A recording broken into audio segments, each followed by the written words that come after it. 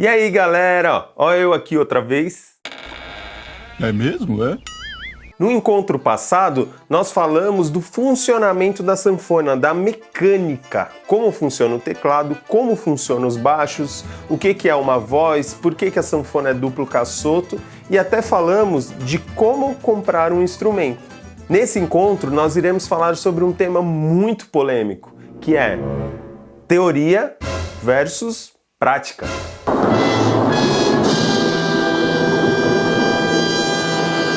E aí, qual aprender primeiro? Teoria ou a prática?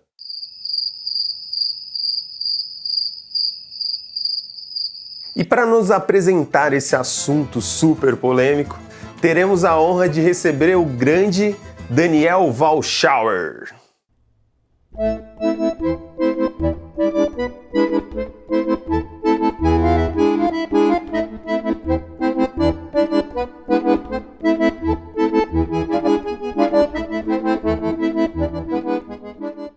Ele que é pianista, ele que é sanfoneiro, ele que é um grande educador formado na Unicamp e que tem um estudo dedicado ao ensino do acordeon.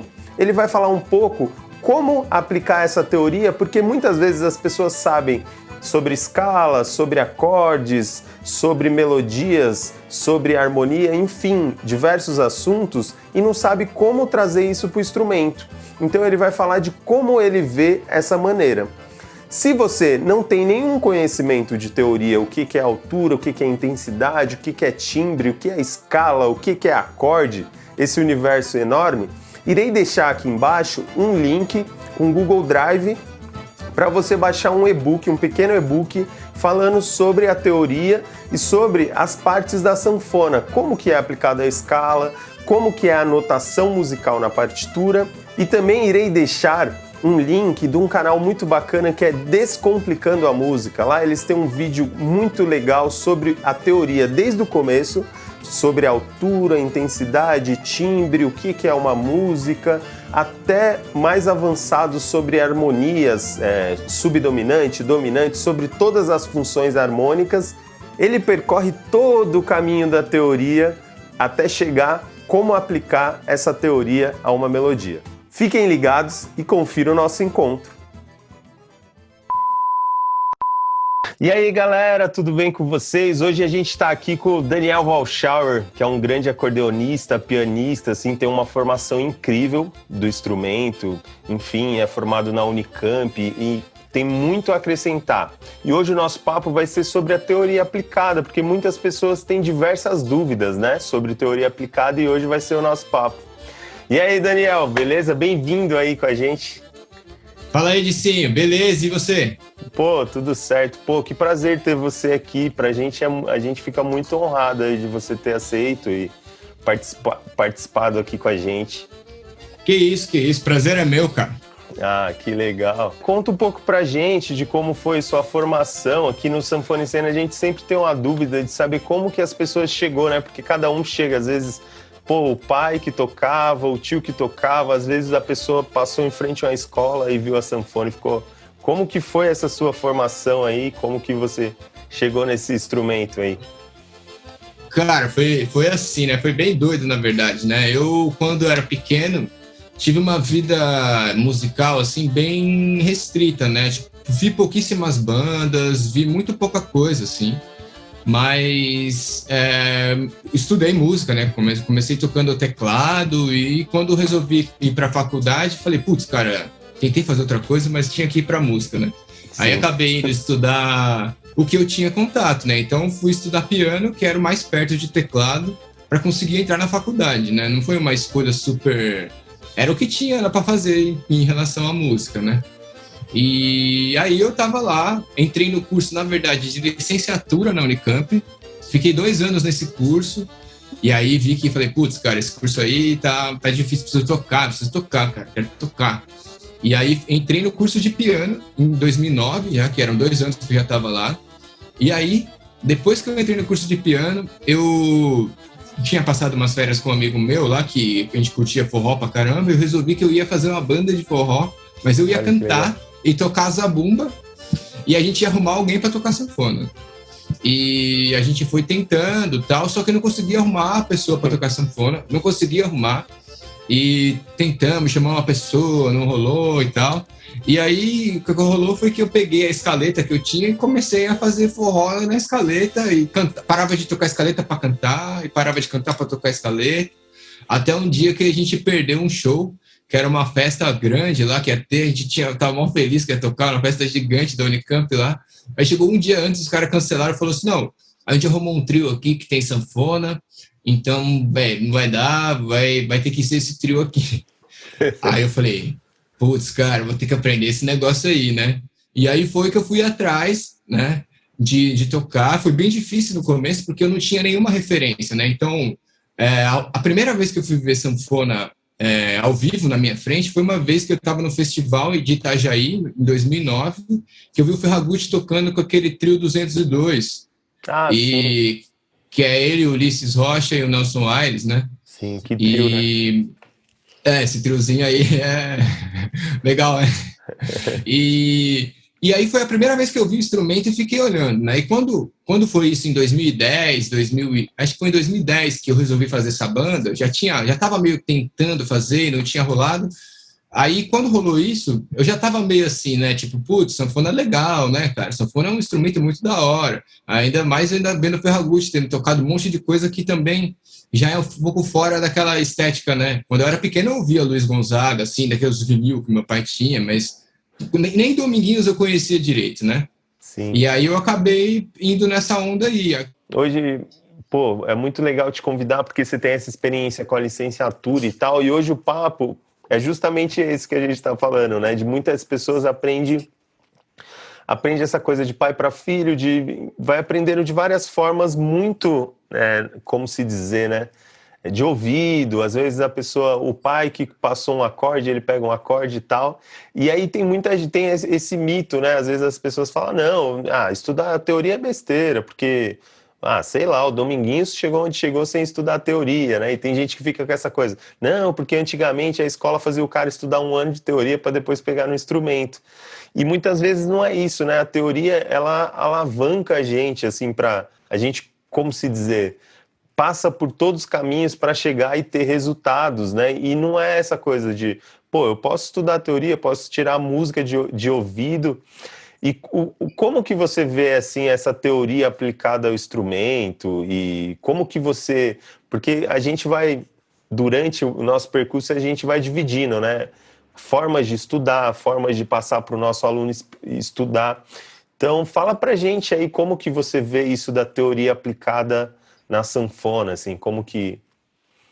Então uma coisa legal de se falar primeiro é só em relação à teoria e à prática, né? A teoria e a prática, elas já são coisas que são muito dissociadas. Eu estava no ambiente acadêmico, né, quando eu estava estudando, e aí era mais ainda. Então, você vai ver muita teoria e você consegue praticar muito pouco daquilo, né? O volume de teoria, a cada ano que passa, ele vai aumentando, né? Sim. Porque a música é uma construção. Então, a gente chega hoje...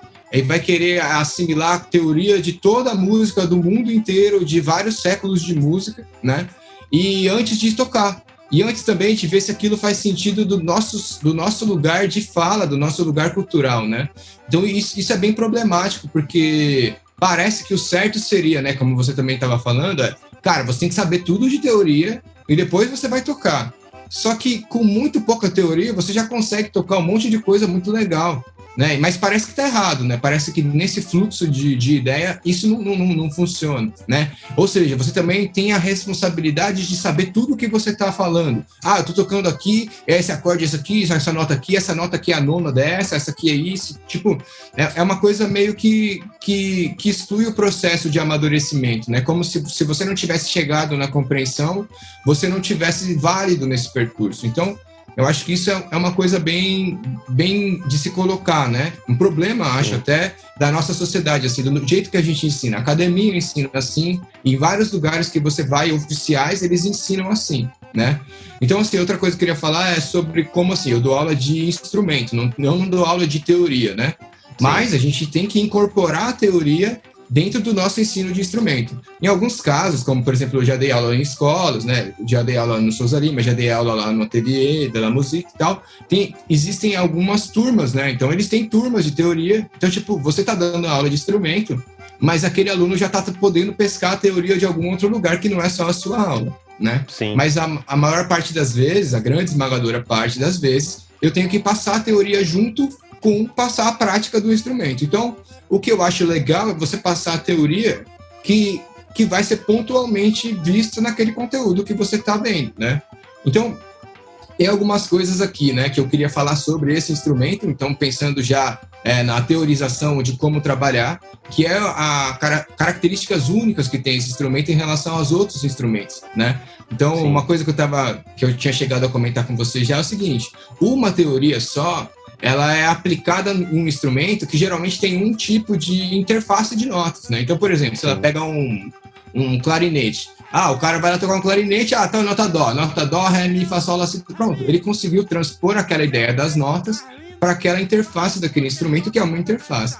No caso do piano, apesar da gente ter um monte de nota também, a interface é sempre igual, ela é repetitiva, ela é uma interface gigante que é igual, que vai se repetindo. Então, um dó que você aprende a tocar na mão direita é o mesmo dó que você vai procurar ali na mão esquerda e vai tocar. Agora, nesse instrumento não é assim. Então, a gente tem um problema triplicado, que é o seguinte: quando você vê um conteúdo teórico, você tem que ver 2 ou 3 formas diferentes de aplicar aquele mesmo conteúdo, né? Então, eu vou dar um exemplo muito simples, que seria tipo, ou uma escala, né, de dó. Então, por exemplo, uma escala de dó aqui,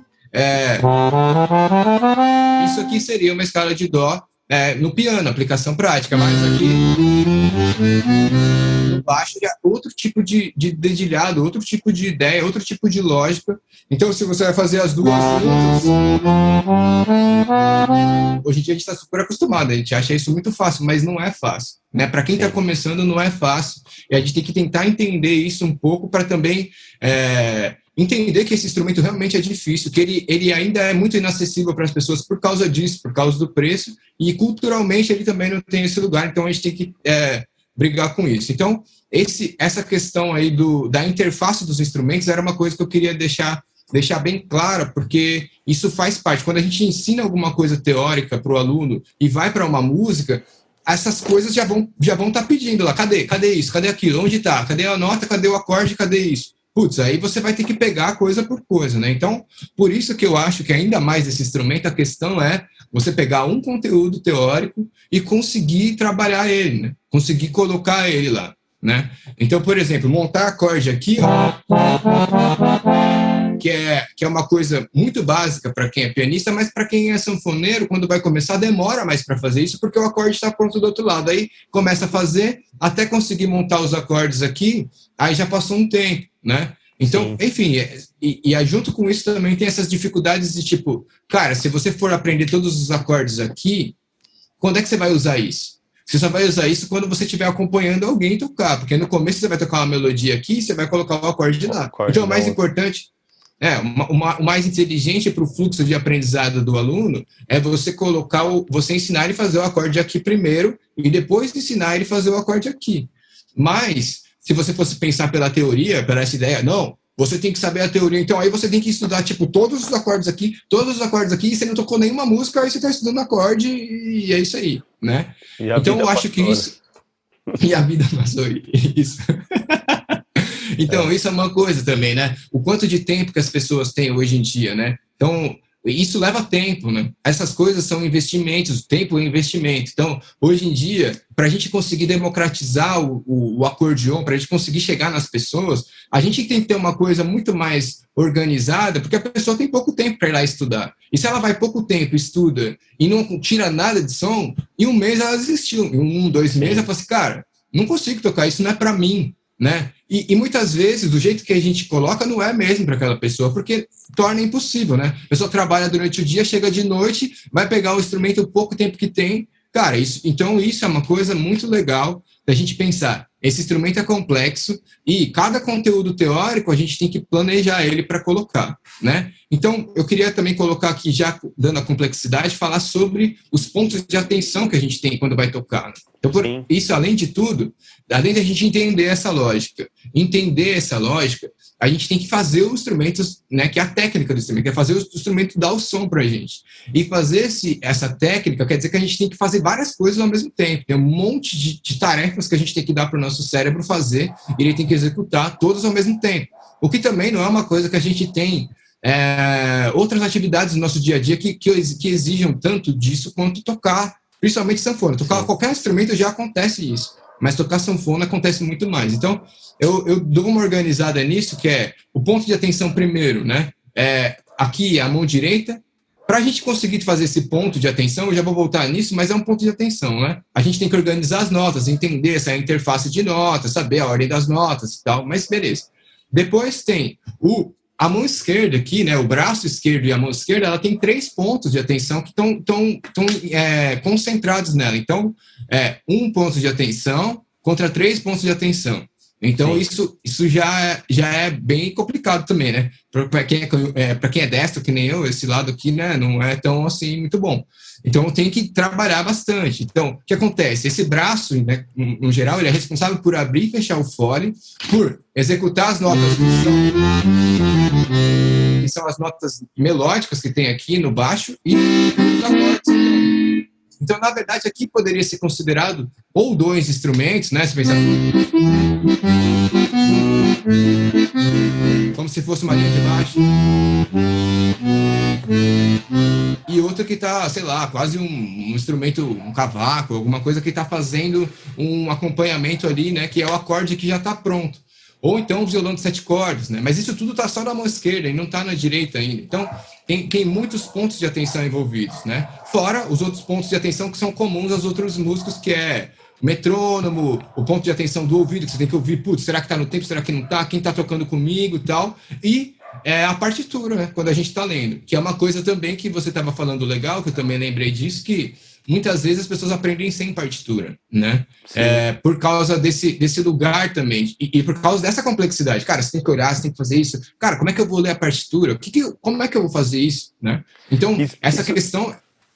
Isso da partitura é muito louco, né? Porque, por exemplo, muito dentro da cultura do acordeão são poucos acordeonistas que leem, né? E grandes, assim, né? Tipo, a gente tá falando... Não, porque é um instrumento que realmente é muito complexo, né? Eu me cobro muito e me cobrava muito de falar, nossa, mas queria ler igual um pianista, né? Você pega os pianistas, aí um dia o Ferragutti falou na aula assim, falou, cara, é muito diferente, o pianista, o cara tá enxergando o teclado do piano e tocando, e a partitura tá um palmo à frente. Você tá olhando para uma partitura lá, seu teclado ele tá aqui atrás, o baixo você não tá enxergando. Ele falou, você vai chegar num nível, se as pessoas estudarem a leitura, se chega num nível alto, né?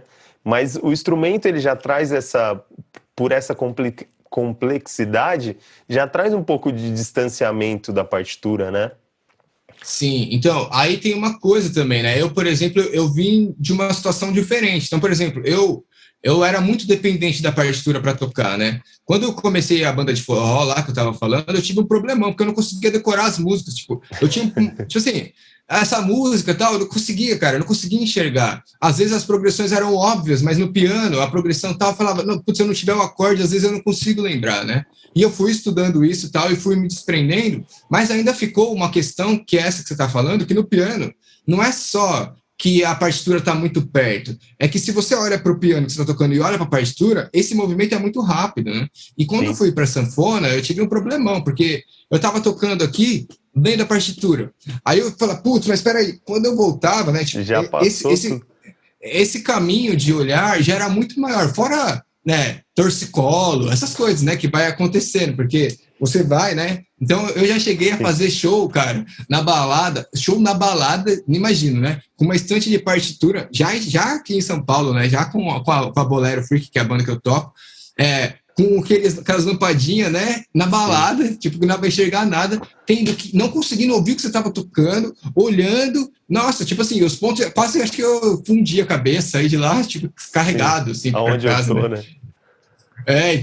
Então isso é uma questão mesmo muito importante, né? A questão da partitura e a questão de que não necessariamente você tem que ler, né? O Dominguinhos acabou resolvendo isso, por exemplo, acho que é uma grande... Muita gente usa isso, né? Como, mas o Dominguinhos não lia, por que eu vou ler, né?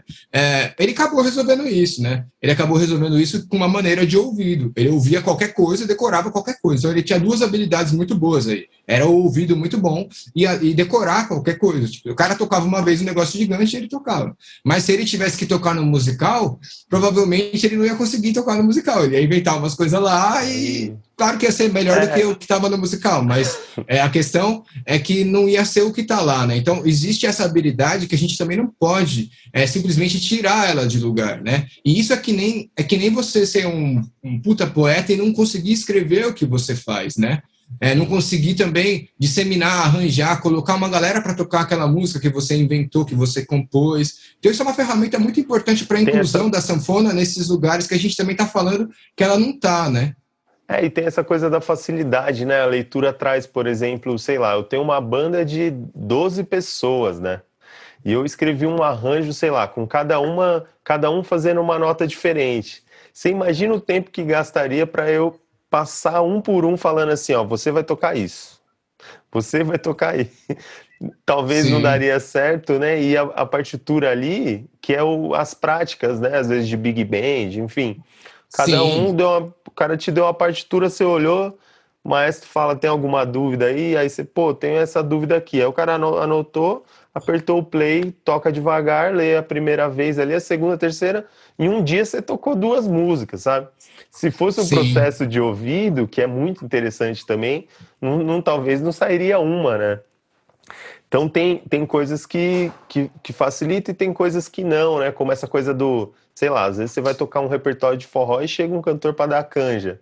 Aí o ouvido conta muito, né? O cara, me dá um ré maior aí e o cara vai embora ali, né? E você vai embora com o seu ouvido. Então são pontos que o equilíbrio faz super bem, né? Então, eu sempre penso assim, né? Eu imagino que quando eu pego um aluno do zero, né? Muitas vezes não pego, mas a maior parte das vezes que eu pego um aluno que está começando, e também não é do zero, né? Porque todo mundo já teve um monte de influência, já ouviu um monte de música, já estava incluído nessa sociedade, mas aí eu vou tentando construir e falo, putz, cara, você não tá lendo, você não tá fazendo isso. Tipo, se você deixar isso muito lá para trás, você vai ficando tão bom numa outra coisa que depois você mesmo não quer mais voltar ali. Tipo, é difícil você admitir. Fala, cara, putz, mas eu não consigo ler. Eu tô tocando um negócio mó difícil, mas eu não consigo ler, tipo, 4 notas. E aí você abandona aquilo, né? E aí o que acontece? Você sobrecarrega essa atividade, esse quesito que você é bom, né? Sim. E aí mas assim, você sobrecarrega ele. Você vai conseguir até dar conta daquele, mas você vai ter que ser melhor, muito melhor ainda nesse daqui. E ainda mesmo assim vai te fazer falta em vários lugares, né? E você vai precisar de muito tempo. O que eu também estava falando, né? Como hoje em dia a gente não tem tanto tempo, provavelmente você vai ter que parar de estudar. Em algum momento você vai entrar em um, né? Teve um aluno, cara, que eu fiquei muito chateado, assim. O aluno tocava piano pra caramba, uns arranjos absurdos do Queen, assim, decorou tudo. Aí eu peguei e dei uma partitura simples para ele ler e ele não conseguiu ler. Ou seja, o cara já estava tocando 1000 vezes mais do que estava escrito, né? E ele não conseguia. E eu falei, putz, cara, eu queria muito que ele lesse para ele conseguir pelo menos ir levantando essa outra coisa. Começar, não conseguiu, cara. E aí foi estudar violão, né? Sim. Então, mas eu não peguei ele do zero. Ele já tinha estudado, já tinha criado esse jeito de lidar com ele mesmo, né? Do jeito de encarar uma partitura, o jeito de encarar aquilo, né? Então, isso é uma coisa legal de se pensar. Realmente a partitura é uma coisa muito importante que às vezes a gente acaba deixando de lado e que não, é uma habilidade, a gente tem que brigar para conseguir fazer, assim como qualquer outra, né? Uma coisa que eu queria colocar aqui, só como curiosidade, eu geralmente passo alguns exercícios muito básicos, e nesses exercícios vem de alguns questionamentos que tem, né, sobre esse lance da teoria contra a prática. Ou, às vezes, da prática isolada em algum lugar e não no outro, né? Então, a primeira coisa que eu falo, por exemplo, nesse caso, que é muito legal para a gente aplicar na partitura, que é o seguinte, como é que você vai conseguir ler uma partitura bem ou ler uma partitura rápido? Né? Tirando a questão da clave, das organizações, porque isso pode ser em qualquer clave, em qualquer linha, e aí vai mudar, você precisa saber bem a ordem das notas, né? Saber a ordem das notas do grave para o agudo e do agudo para o grave, né? Eu fiz alguns exercícios que eu bolei, assim, porque isso legal. É uma coisa que é uma coisa que fica estagnado, né? Tipo, geralmente não, 100% dos casos. Eu chego e pergunto quais são as notas, a pessoa fala, dó, ré, mi, fá, sol, lá, si, dó. Ou dó, ré, mi, fá, sol, lá, si, né? As pessoas que não querem repetir o dó. Mas, aí eu pergunto, essa ordem que você falou é da onde para onde? Não entendi. É do grave para o agudo, né? Então, sim. É uma coisa. Então, isso é uma ordem possível, é um ponto de partida possível. Mas a partitura não vai começar no dó e vai... A música que você vai tocar não começa no dó. Não, a música, vou tocar uma música. Dó, ré, mi. Não. A música começa em qualquer nota e vai para qualquer nota. Então, tipo, pensando sim. que a nota é a célula, é a menor coisa que a gente tem em termos melódicos, né, da música, você precisa conseguir entender ela, né? Então, eu fiz alguns exercícios de, tipo, começa a falar as notas aí, e só para quando eu repetir, né? Tipo, dó, ré, mi, fá, sol, lá, si, dó, ré, mi, fá, sol, lá, si, dó, ré, mi, fá, sol, lá, si, dó, ré, mi, aí depois faz ao contrário, descendo. Mas, quer dizer, e isso ainda pensando que as notas estão grudadas uma na outra, né? Então, esse é um raciocínio de graus conjuntos, meio que formando ali as escalas, né? A escala principalmente de dó ou de lá menor. Mas a gente já está pensando ali em desconstruir esse negócio. Dó, peraí. Todo mundo que você vê de partitura é assim. Todo mundo não, né? Mas todo mundo que está começando. Cadê o dó? Não, o dó tá aqui. Dó, não. Mas isso não funciona. Então não tem como a gente trabalhar assim, né? O negócio é a gente tem que brincar com as notas. A música é uma brincadeira com as notas, a gente tem que entender isso. Depois eu vi que eu não continuei os exercícios, eles poderiam ser levados a outros lugares, né? Por exemplo, como brincar dó, mi, sol, si, ré, fala, dó, ré, fala, dó, mi, sol, si, ré, sei lá. Tipo, ficar brincando de terças em terças ou de quartas em quartas e também já ir por aí entendendo como depois, né, quando você montar um acorde, quando você tocar uma escala, você fala, putz, olha aqui, consigo pensar mais rápido. São células, mini pensamentos que ajudam a gente quando vai enxergar alguma coisa, fala, putz, mas isso aqui, qual é a terça de qual é a não sei o quê, né? Diferente também do pensamento sempre normal, que é os... é tom-tom, semitom, tom-tom-tom, semitom, tom-tom, semitom e tom-tom, tipo, sabe, essas coisas, tipo, então aqui é tom e tom, e tom e semitom. Aí é dó maior. Não, mas se você for pensar isso, cara, é tipo um algoritmo de computador, você vai ficar, tipo, não tem como você pensar isso, né? Então você precisa... Não vira orgânico, né? Então aí, esse seria um jeito de desconstruir o primeiro lugar, que é o lugar das notas, né? Das notas, né? Então isso, as notas vão te trazer, aí a gente tem que trazer pra cá, né? Então, por exemplo, beleza, faz a dó, ré, mi, fá, sol, lá, si, dó. Enfim, aí vai andando aqui, vai enxergando, vai vendo onde tá, né? Aí depois tem uma coisa legal que eu também bolei, que é o lance de, acho que também por causa da influência de piano, né? Como aqui o acorde está pronto, a grande defasagem fica aqui, que tem que montar o acorde, né? E como montar esse acorde, né? Isso é um grande problema. Dilema dos professores, começa a ensinar acorde ou começa a ensinar escala, né? Aí como que faz? É tipo aquele negócio, o ovo ou a galinha, né? Essas coisas. Eu geralmente começo explicando o acorde, né? Porque são 3 notas e a escala são 7, né? E aí eu também faço um negócio bem legal, vou chegar aqui mais perto aqui da câmera, ó. Então, eu fiz um negócio assim, né? Pensando que... Então, outra coisa que eu vou falar aqui é uma coisa importante, que é essa interface aqui do piano, que é a interface que eu estava estudando já anteriormente, mas é que todo mundo que toca acordeão piano, que não é o acordeão cromático, a gente acaba tocando, ela é uma interface irregular, né? Então, por exemplo, você monta um acorde de dó maior, legal, montei. Não, esses acordes não são mais maiores. Eu estou montando aqui, mas isso não é mais, né? É diferente do violão e é diferente da própria mão esquerda, porque se eu monto o dó maior aqui, e eu estou montando aqui, é tudo maior. É tudo igual, é tudo desse mesmo jeito. Então, é um padrão irregular, né? Uma interface irregular e uma outra regular com esse negócio do ciclo de quintas no meio. Então, é uma loucura, né? Mas aqui, pensando nisso, eu sempre penso no seguinte, para a gente conseguir transpor aquele negócio dois tons e um tom e meio, sei lá, como que o pessoal pensa, isso não é prático, né? Essa informação é praticamente inútil, porque a gente não vai conseguir pensar, peraí, não, esse aqui, dois tons, um tom e meio. Não, isso não tem como. No meio da música, ele acabou, não tem como. Você tem que decorar o formato inteiro. Então aí, eu até desenvolvi algumas coisas, alguns jeitos de pensar, tipo, eu vou tentar fingir que eu estou andando no braço do violão, então eu vou somar meio tom para cada um. Aí eu somo meio tom, e eu vou assim andando até chegar no próximo acorde repetido que está lá em cima, né? E assim a gente vai analisando, entendendo e também vendo que alguns acordes têm o mesmo formato, alguns outros acordes também têm outro formato, e esses três também têm o mesmo formato, então isso acaba ajudando o aluno que está começando a decorar, a enxergar os acordes, porque não adianta a teoria pura, a teoria lá, não, é isso, faz essa conta matemática aqui. Cara, a gente está tendo que prestar atenção em 10 coisas ao mesmo tempo, não dá tempo de fazer conta matemática. Se aquele negócio não está pronto, ele não vai acontecer. Então a gente tem que tentar transformar essa teoria em coisas objetivas, né? Sim. Ou em desconstruir algumas coisas que a gente tem visto, de onde está o dó? Onde está o dó não adianta. Essa pergunta ela é a lógica macarrônica, que você vai pensar no negócio, dá a volta inteira, que cheguei. Puta, mas aí não teve como pensar nisso, né? Sim. Então, eu acho que esses assuntos são interessantes. Aqui, vou ver aqui no meu guiazinho aqui uma questão aqui. Tem uma outra questão muito legal que eu acabei não abordando aqui, que é o seguinte, cara.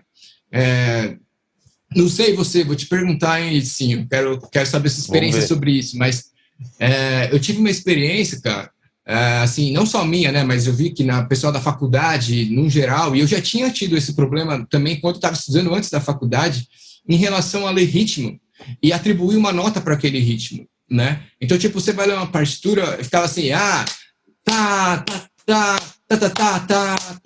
agora coloca as notas.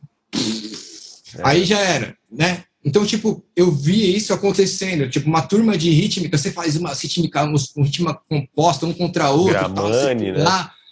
Gramane, bate aqui, faz não sei o que lá. Quando você vai para o seu instrumento, o que sobra disso? Praticamente nada, porque a gente não estudou atribuir esse pensamento como se fosse uma nota. Ele virou uma coisa que está no mundo, o limbo. Ele está no limbo, aquele pensamento. Ele não serve, né?